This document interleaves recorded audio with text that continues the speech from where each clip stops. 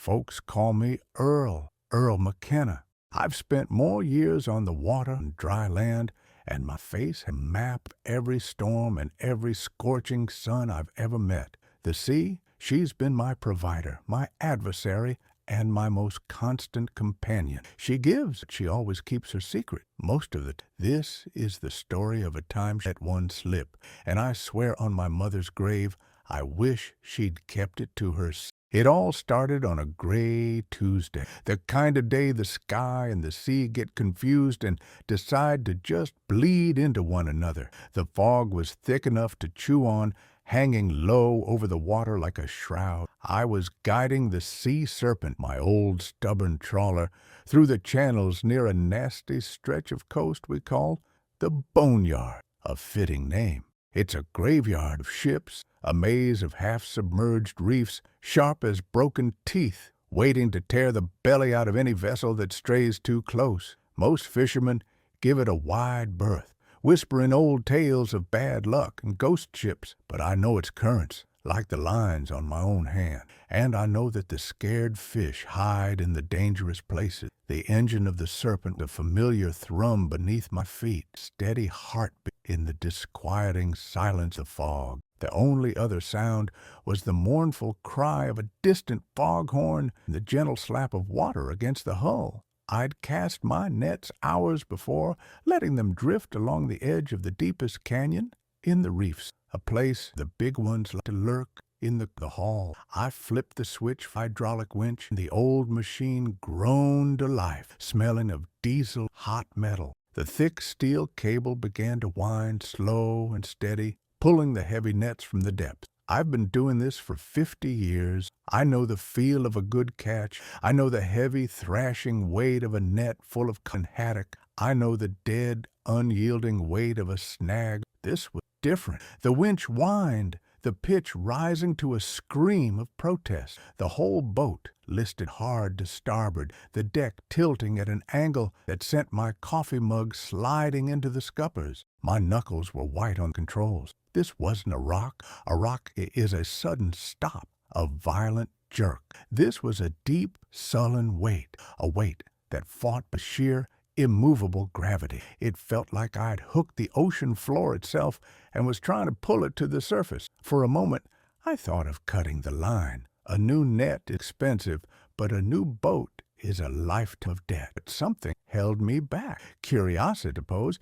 It's the fisherman's oldest sin. I eased off the winch at the engine idle and circled the spot, studying the strain on the cable. It wasn't snagged. It was just heavy. Impossibly heavy. I decided to try a different angle, coaxing it, teasing it up from the bottom instead of fighting it head on.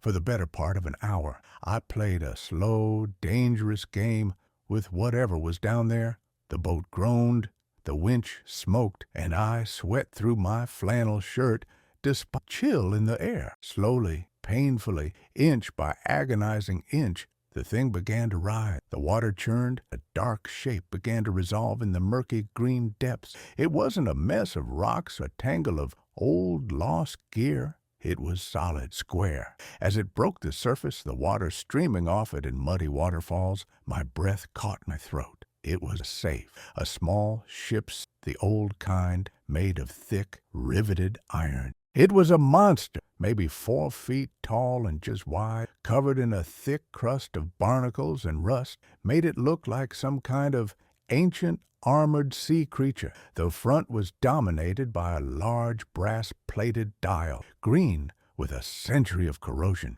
It was tangled horribly in my net, its weight threatening to tear the whole thing to shreds. Getting it aboard was a battle I almost lost. The crane arm on my boat was only rated for half this weight. I had to use every trick I knew, using the swell of the waves as a lift, maneuvering the boat under it, praying the whole time that a cable wouldn't snap and send it, my net, and half my gear back to the bottom for good. When it finally slammed onto the deck with a deafening boom that shuddered through the entire hull, I fell back against the cabin wall, my heart hammering against my ribs, my arms and back screaming in protest. For a long while I just stared at it. It sat there like a dark iron heart, dripping seawater and smelling of brine and secrets. The Boneyard had claimed dozens of ships over the century, a Spanish galleon in the 1600s, a British warship during the Revolution, a passenger steamer that went down in a winter storm in the early 1900s. My mind, it started to run wild. What was inside? Gold doubloons? English sovereigns? A payroll for a ship's crew lost to the depths? Maybe jewels belonging to some rich lady on that old steamer? The kind of find that means a man doesn't have to wake up before dawn every day for the rest of his life, his bones aching with a cold that never leaves. The kind of find that means a warm house, a new engine for the Serpent, and no more worrying. The rest of the trip back to the harbor was a blur. The fog seemed to close in tighter, as if trying to keep me and my discovery a secret from the rest of the world. I didn't even think about the fish I'd lost when the net tore. All I could see was that iron box. I felt like I was smuggling something, a feeling of nervous energy, of a secret so big it had its own gravity. I talked to it, I admit. "What have you got for old Earl, huh?" I muttered, tapping its rusted side. "What stories are you hiding?" It just sat there, silent and impossibly ancient. Back at my little shack by the docks, the real work began. I got it off the boat using a block and tackle rigged to the sturdiest beam of my fish-cleaning shed. It landed on the wooden floor with a crack that I was sure split the boards. It was even bigger and more intimidating up close. The rust was thick as bark and old oak. The dial was frozen solid. The hinges looked like they had been welded shut by time itself. I spent the rest of that day and all through the night trying to get into it. First, a crowbar. The tip just bent with pained squeal of metal. Then, sledgehammer. The blows echoed through the whole marina, but all I managed to do was knock off a few chunks of rust and barnacles, revealing the pitted black iron beneath. I tried drilling the lock. My bits smoked dull against the hardened. I was possessed. I didn't eat. I didn't sleep. I just circled that box, my mind a storm of frustration, golden fantasy. The safe wasn't just an object anymore. It was a challenge, a testament from the past. It held a story, a conclusion to some long-forgotten tragedy, and I was convinced it was a happy ending for me. Every scrape of metal, every failed attempt only deepened the sea had given me a puzzle box, and I was going to solve it no matter what it took. As the sun came up, casting a weak, watery light through the grimy windows of my shed, I finally collapsed into an old chair, defeated and exhausted. The safe sat there in the gloom, impassive, silent. I knew then I couldn't do this alone. I needed help.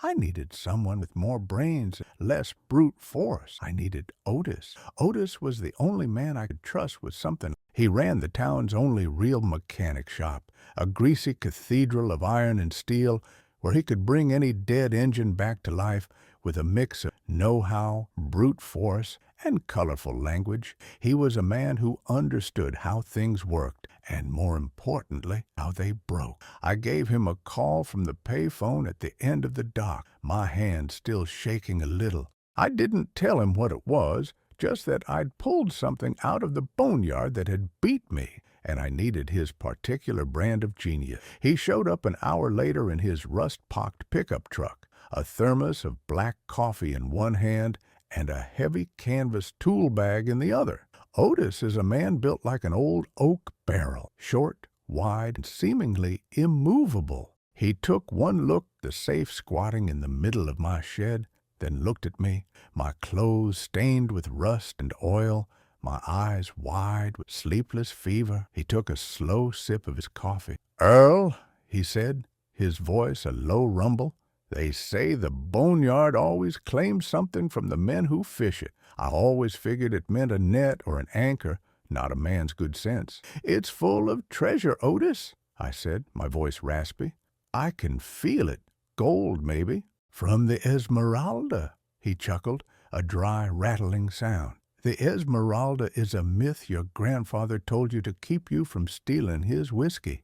More likely it's full of silt and dead crab. But," he said, setting down his thermos and running a thick, calloused hand over the pitted iron. I've never seen one of these up close. She's a beauty, stubborn old girl. For the next 2 days, my shed became his workshop. He was a surgeon, and that safe was his patient. He didn't use hammers. He used tools of persuasion. He brought out a heavy-duty drill with cobalt bits, lubricating oil, and a set of custom-made tension wrenches. The work was slow, a meticulous process of drilling tiny holes around the lock mechanism, peering inside with small inspection light, and trying to understand the guts of a lock that hadn't seen daylight century. All the while, I paced like a caged wolf, fueled by black coffee, shimmering visions of a comfortable old age. I'd tell him about all the things I'd do with the money: fix the roof,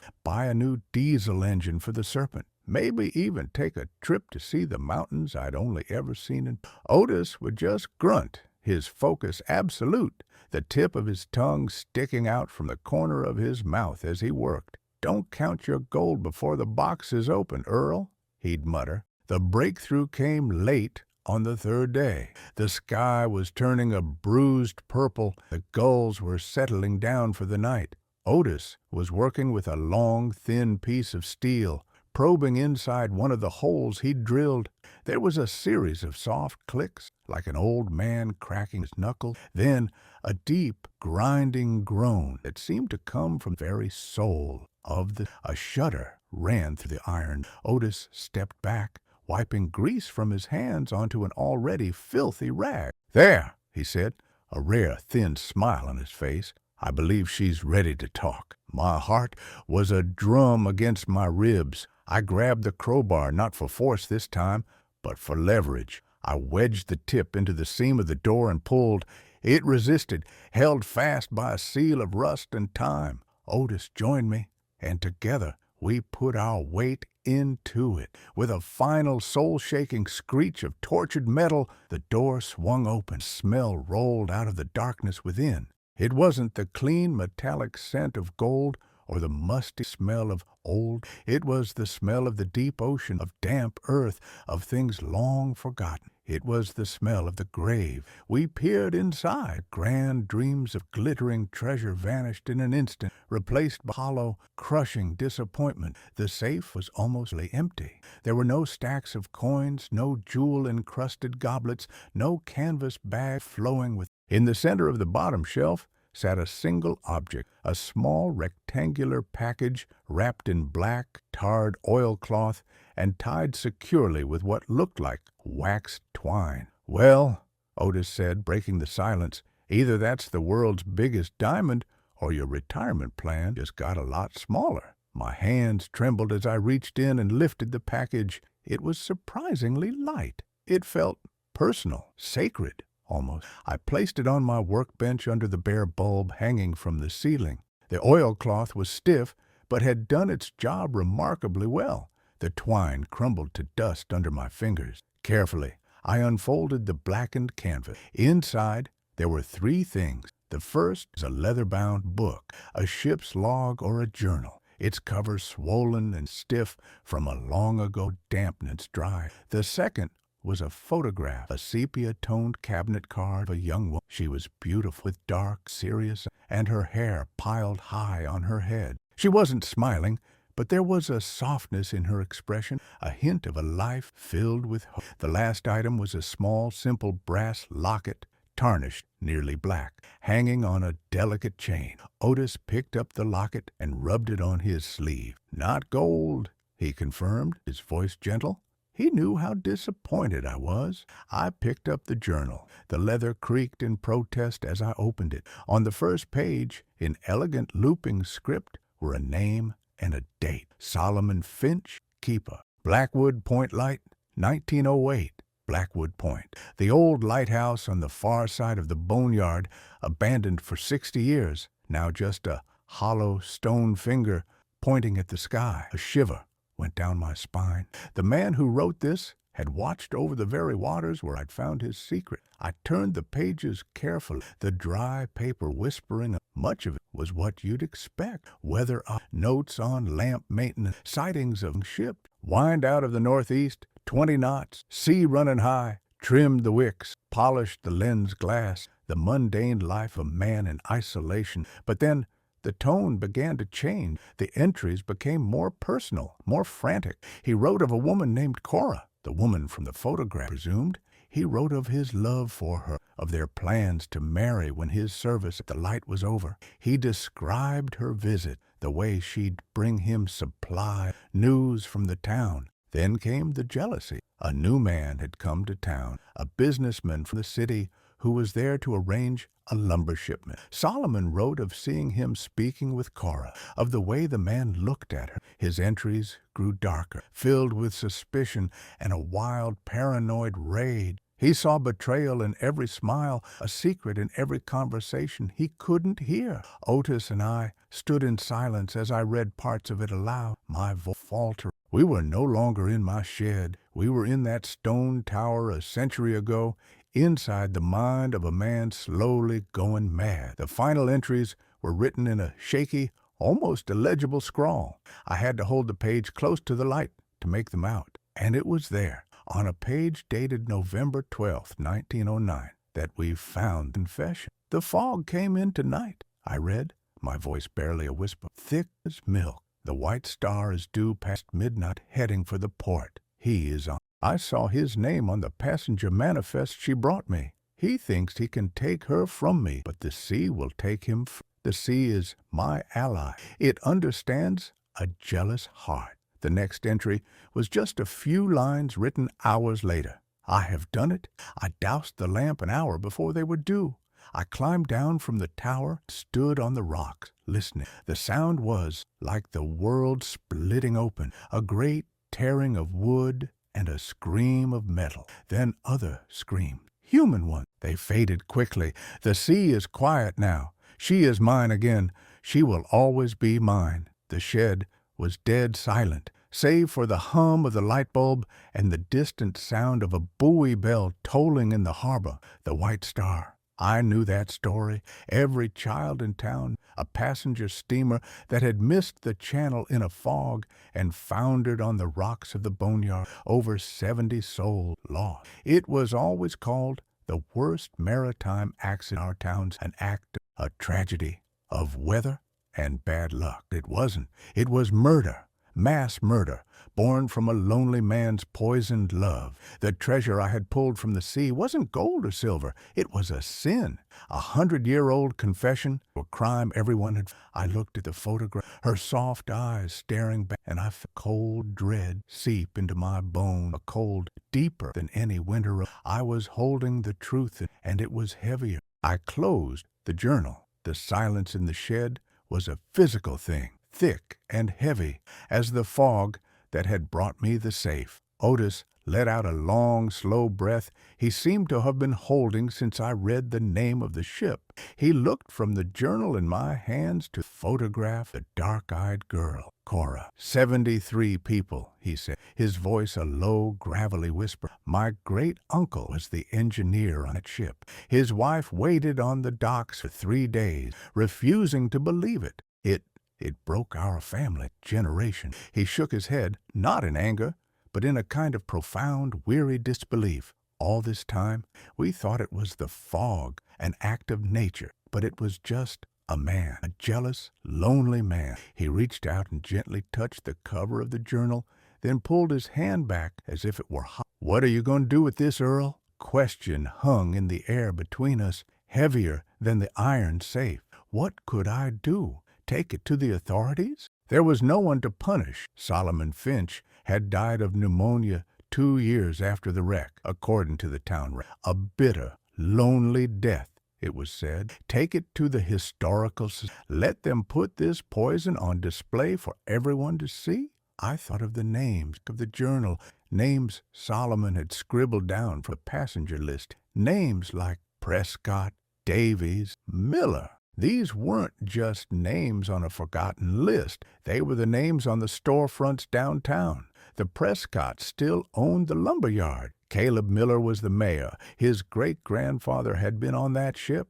These families had built their life tragedy. Revealing this truth wouldn't be correcting history. It would be an act of desecration. It would be taking a clean, honorable scar that had long since healed and ripping it open again, rubbing salt and filth into the wound. I don't know. And it was the most honest thing I'd ever said. And Otis nodded slowly, understanding. He gathered his tools, his movement slow, deliberate. Well, said, pausing at the door, it was your net that brought it up, Earl. It's your catch. You decide what to do with it. He gave me a long, searching look, then left, closing the door softly behind him, leaving me alone with the ghost. For the next 2 days, I was a prisoner in my own home. I couldn't fish, I couldn't sleep, just sat there, the journal and the photograph on my table. Every time I closed my eyes, I saw the white star plowing into the reef, heard the screams that Solomon had described.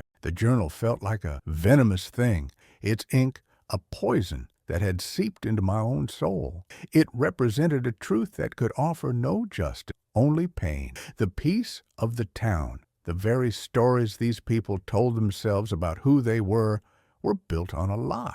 But was it my place to burn that lie? The sea had offered me this secret, but what did it want in return? On the third morning, just as the sun was casting a pale gray light over the harbor, I knew what I had to do. I couldn't find the answer in my shed. I had to go to the source. I drove my old truck out to the town cemetery, the one that sits on the bluff overlooking the sea. It's an old place filled with leaning, lichen-covered stones. The wind is always blowing there, carrying the scent of salt, the sound of the waves crashing below. I found Solomon's grave easily. It was small, set off to the side, a simple granite marker that read, Solomon Finch, 1875-1911, keeper of the light. The irony was so bitter, it almost made me sick. He kept the light on. He kept it from the people who needed it most. A little farther on, I found Cora's grave. She had outlived him by 40 years, never marrying. Her stone simply said, Cora Agnes Hale, beloved daughter. Did she ever know? Did she ever suspect the terrible thing that had been done in her name? I looked at her faded photograph I'd brought with me, and her eyes seemed to hold a lifetime of unanswered questions. Then I walked to the center of the cemetery, to the large granite obelisk that stood as a memorial to the victims of the White Star. Lost to the sea, November 12, 1909, it said, and below that, the names, 73 of them. I read them one by one, my fingers tracing carved letters, Davy, Prescott. These were the ghosts I had been living with. They weren't just names. They were the grandparents and great-grandparents of the men I shared a coffee with at the diner, the women who ran the post office, the children who played on the dock. Looking out from that bluff, I'd see it all. The town nestled in its harbor, the stone finger of the old lighthouse, and beyond it, the jagged line of the Boneyard. And I finally understood. The truth wouldn't set anyone free. It would only trap the living in the same prison of rage and grief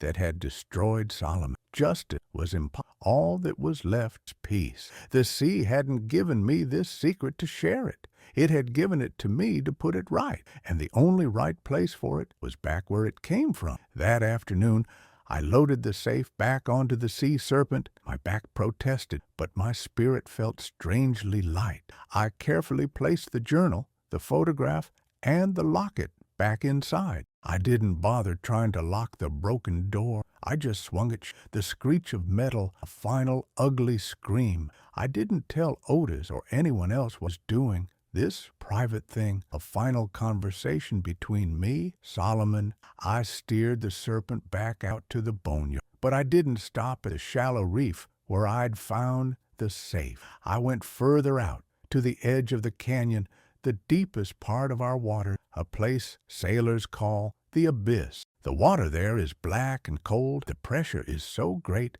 that whatever goes down there is crushed into nothing. It's a place nothing returns. I cut the engine. The silence was absolute. I looked at the iron box one last time. It had promised me wealth, a life of ease. Instead, it had given me a burden heavier than any amount of gold. It had given me wisdom. I said a small prayer, not for Solomon or even for his victim, the living, for the town, for the peace that is built sometimes on forgotten truths. With a final desperate heave, I pushed the safe over the side. It didn't make a huge splash. It just entered the water with a deep, sullen thump and vanished. I watched the trail of bubbles rise to the surface and then disappear until the water was smooth and unbroken. The safe's terrible secret had never existed. I had pulled a nightmare from the depths and now returned it. I didn't get any richer that day. I came back to port with empty nets and an aching back,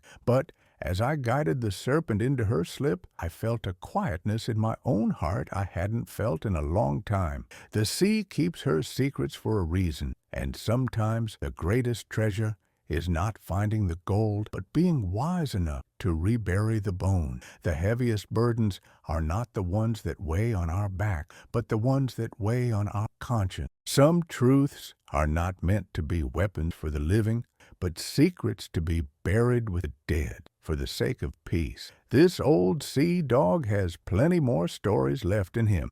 If you want to hear them, make sure you're subscribed to the channel and have rung that notification. You won't want to miss what the tide brings in next.